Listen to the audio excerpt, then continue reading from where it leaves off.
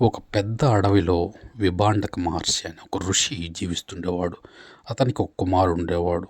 అతని పేరు ఋష్యశృంగుడు. విభాండక మహర్షి తన కుమారుడైన ఋష్యశృంగుడిని బయట ప్రపంచం అనేది తెలియకుండా పెంచాడు. అసలు స్త్రీ అంటే ఏంటో అనేది కూడా తెలియకుండా పెంచాడు. అతడికి తన తండ్రి నేర్పింది ఒక్కటే, అదేంటంటే ఎప్పుడు దైవ తపస్సు, దైవ జ్ఞానం అన్నమాట.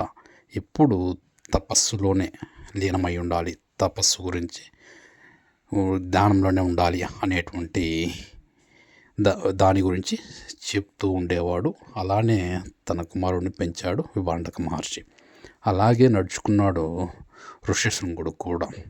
అదే సమయంలో అంగదేశంలో తీవ్రమైనటువంటి కరువు అనేది సంభవించింది.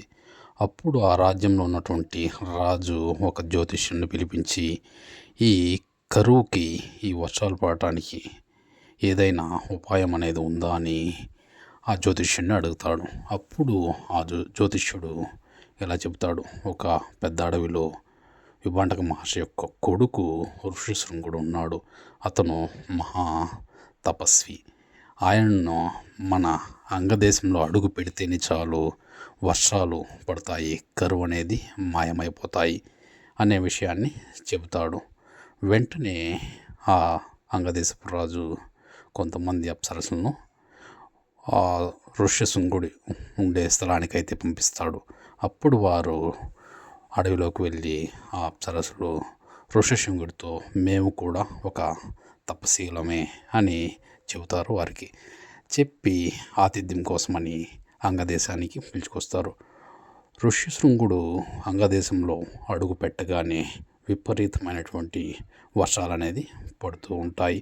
అంటే ఆయన పాదం మోపగానే వర్షం తనకు తానుగా పడడం మొదలుపడుతుంది.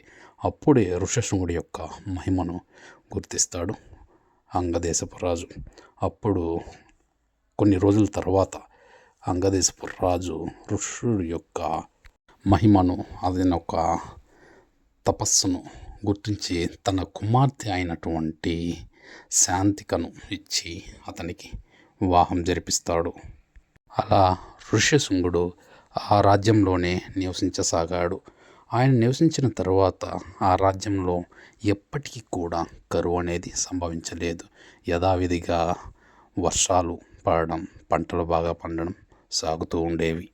అయితే ఆ రాజ్యంలో ఉన్నంత మాత్రాన కూడా తన తండ్రి విభాండక మహర్షి నేర్పించినటువంటి క్రమశిక్షణ ఏదైతే ఉందో, భగవత్ నామస్మరణ, అలాగే తపస్సుని మాత్రం ఎన్నడూ కూడా వీడలేదు ఋష్యశృంగుడు.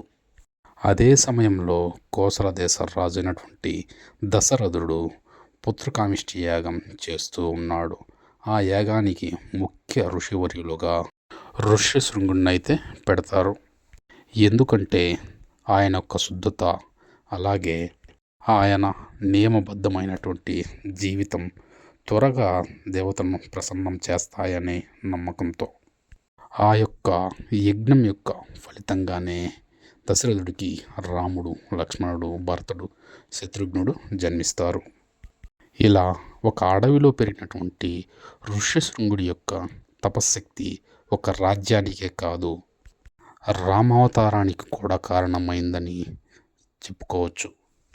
ఈ కథ యొక్క సారాంశం ఏమిటంటే పవిత్రత, తపస్సు, నిర్దోషత్వం ఇవన్నీ కూడా కలిసినప్పుడు ప్రకృతి కూడా మారుతుంది. అందుకే అంగదేశంలో ఋష్యశృంగుడి అడుగుపడగానే వర్షాలు పడ్డాయి. ఈ కథ మీకు నచ్చినట్లయితే ఈ వీడియోకి ఒక లైక్ చేయండి.